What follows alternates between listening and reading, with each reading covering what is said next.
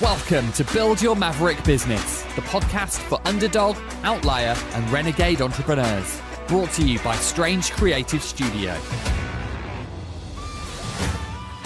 If you dream of going off on your own and launching your rebel empire, but don't know where to start, you're in the right place. We'll teach you how to use mindset, branding, and practical advice to build a killer business and transform your world. And now, here's your host, founder of Strange, Alex Pitt. Hello, my loves. Apologies if my voice sounds ever so slightly frustrated. I just recorded basically this entire episode and listened to it back and was just like, oh, that sounds a bit funny. What's going on here? Realised that even though I just set the correct microphone up, my laptop decided that it didn't like what I told it to do and was just going to be a little bitch about it. And so I recorded the whole thing in very substandard audio. So we're going to try this again. Let's just call that one my warm-up. But here we are, we're back again. And actually, I'll tell you what, as annoying as that is, it's kind of on theme with this week's podcast episode because I want to talk to you about the idea of treating your business like a video game. Now, I absolutely love video games. I have done since I was a little kid. And I'm not just using this as an excuse to ramble on about the video games that I really love, I promise. But I drew this mad comparison between these two things in the last kind of week, and I'll tell you for why. But it's actually something that I've thought about in life in general in the last few years, and I realised how closely associated this is with business. So I thought this would be a really helpful way for you to view the journey that you're on and the challenges that you're facing. So we're going to give this another go. Fuck's sake. Anyway, here we go. We're good. Two things happen which have led me to record this episode. Now, the first one is that I have been quite unwell the last few days. I know, poor little Alex, poor little thing. Don't feel too bad for me. I was feeling so sorry for myself. I have pretty much been lying on the sofa screaming into the abyss for the last few days. Just like groaning at nothing because I was in the flat on my own. So it's no one for me to complain to. I was just sort of whinging into thin air. So I don't cope very well with being ill.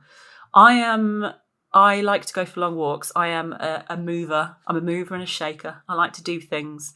I'm not the sort of person that often treats herself to duvet days. And even when I do, it's more a duvet few hours and then I'll get restless and then I'll have to go and do something. But I felt so shit the last few days that I just had to concede. Alex, you're not well. Just sit on the sofa, get your energy back, let yourself rest. You'll be fine. But the thing is, because I'm so shit at sitting still, I'm not really used to how you keep yourself entertained. I was a bit like, what the fuck am I going to do? Sat on the sofa. I'm so fucking bored. So I watched a lot of hours of Gilmore Girls. That was actually quite fun. But then I decided I'm finally going to treat myself to a game that I've had my eye on for a while, which is Animal Crossing. You're either thinking one of two things. Either I have no idea about anything to do with video games, what the fuck is Animal Crossing? Or you're thinking, what the fuck, Alex? That game came out ages ago. How are you only just downloading it? No, you'd be right. I should have got this ages ago. But I've been busy. I run a business. I didn't want so much of my life to be taken up. And it turns out that that was a good thing because, my God, I've played like 16 hours of that in the last few days. It's not healthy. I'm glad I didn't do this any sooner or Strange would probably not exist. But the reason I tell you about this is that there's this, if you don't know anything about Animal Crossing, you basically land on this lovely little island with lots of animals and it's adorable. And you build your own house and you have to grow things. And it's very smart the way it's done because you can't do everything all the time. Things have to grow back and you have to wait a certain amount of time for things to happen and you have to learn about things. You have to build tools. And so it's a slow burn kind of a game, but it's very addictive and it keeps you coming back. And I got really frustrated because I needed a certain resource that I couldn't get in enough time. And I got really wound up at the game. And I thought, why can't it just be easy? Right? Why can't everything I need just come to me now? And that reminded me of a game that I used to play when I was much younger. This game's called Conker's Bad Fur Day. It was on the N64. Bear in mind, my first console was a Sega Saturn. That's how fucking old I am. But the N64 was the most amazing console. I still fucking love it. It was one of those where it had cartridges, and like I think my whole generation now still, if something isn't working, we just take a part out and blow on it, because that was how you got the N64 to work. And I love this game so much, but I had a similar problem that I'm not the most talented, experienced gamer. And I used to get really frustrated. I used to love this game so much, but I couldn't get to the next level. And I'd get really wound up. And I'd look on the internet and I'd use walkthroughs and I'd find out what other people were doing to try and get me to the next level. But there was never anything more satisfying than when I worked it out for myself and when I overcame the challenge that was presented to me and when I leveled up. And with Conker's Bad Fur Day, I found all of these fucking cheat codes. And I remember being like, yes, I've beat the system. And all you had to do was put in these cheat codes and it would take you to whatever level you wanted. You could unlock all of these things that you otherwise wouldn't have had to unlock. You could literally cheat the fucking game and skip ahead. And what I found was that when I did that, it made the game really fucking boring. And as frustrating as it was, as much as I just wanted to skip to the end, as soon as I did, I was sat there twiddling my thumbs like, oh, now what? Like, this is dull. And this all comes back to this idea of the journey of running a business. I told you it was going to have something to do with business. This isn't just me rambling on about the nerdy shit that I like. So coming back to business, now I mentioned that there were two things that happened which made me want to record this episode. The second thing that happened was that I had a setback last week. I had someone give me some criticism about this podcast. Now, obviously, I'm not going to name names and everyone is entitled to their opinion. But for a little while, I took that criticism quite hard. And I'm probably going to do a whole other episode about dealing with criticism in business. I think that's a big one. But I remember thinking like, oh, you dick. Like, that's made me feel really shit.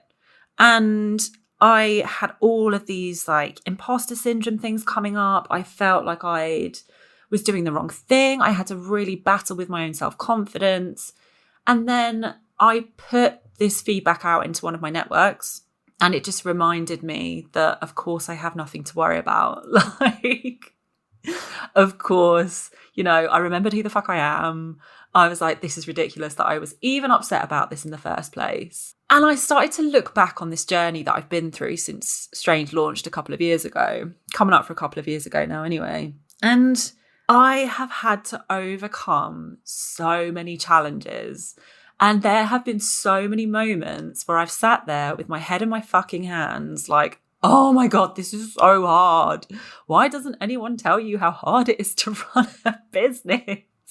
Why are all these dickheads on the internet like sat on their Lamborghinis acting like you could just go onto a dropshipping website and be a millionaire? Like, fuck off, this is really difficult.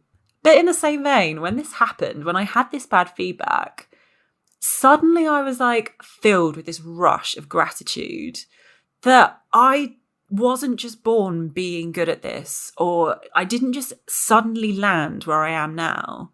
Every single stage that I've gotten through over the last few years has led me to the point where I can receive criticism about a podcast that I have consistently done now for quite a few weeks and that I've had phenomenal feedback on.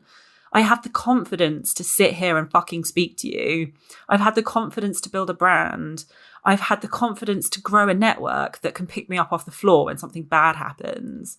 I've gone through all of these challenges and I've come out of the other side. And if I hadn't have done all of that, then I wouldn't fucking appreciate it. And it wouldn't be as fun and it wouldn't be as good. Just like with those fucking cheat codes, right? If I'd have just taken out all of the challenge, then it wouldn't be as much fun. Now, I remember seeing this documentary years ago, which interviewed people who had won the lottery. And they were fucking miserable. Like, I don't know if this is an accurate cross-section of lottery winners because, you know, few 100 million probably wouldn't hurt.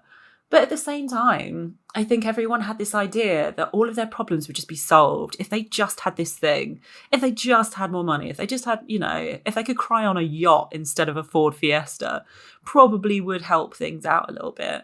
But there is nothing more satisfying than going out there and earning money from overcoming shit, from facing challenges and getting through them. Because when you stop thinking that one day all of your problems are going to be solved, like when you win this many clients or you sell this many products or you're stocked in this many shops or you're earning this much money per month, When you stop thinking of it like that and start enjoying the journey, enjoying the challenge like you would a game, like you're not racing to complete it, you're enjoying sitting there and playing it. If you can just get yourself to the place where you're enjoying the journey and not chasing the destination, that's when you really start to show up as your best fucking boss legend self. So like, think of all of these different comparisons, right? Whenever you feel out of sorts, whenever you think this is so fucking hard, why does everything have to be so difficult? I cannot see the wood for the trees. I feel so fucking out of sorts. That's you leveling up. That's when you're about to get to that next fucking level, and things are going to be harder, but you need to make sure that you're ready for it. So you need to feel a little bit out of sorts. You need to feel like you're not really sure what the fuck is going on for a little while, because you're just getting ready for the next level of challenge. If you're facing, a big boss in a game and you just think, I cannot fucking beat this motherfucker, that can be the skill that you just think you can't learn, or that one problem in your business that you just can't overcome, the one person that you can't seem to hire. It can be the one product that you can't really perfect. If you're facing a big boss in your business, it feels like you'll never beat it. It can be exhausting. But when you do get past it, it is so satisfying. And then you step into the next level feeling fucking worthy because you achieved it. You earned this. The fun of running a business is not when you finish. It's not when you suddenly achieve that thing that you've been chasing for such a long time. It's in the little wins. It's in those little mini challenges that you overcome. When you get your first client, when you finally launch your website, when you sell your first product, when you learn to do something you never thought you could do, when you have a conversation you were terrified to have, when you level up in a way that may go completely unnoticed by the wider world, but it means everything to you, that is the fucking game.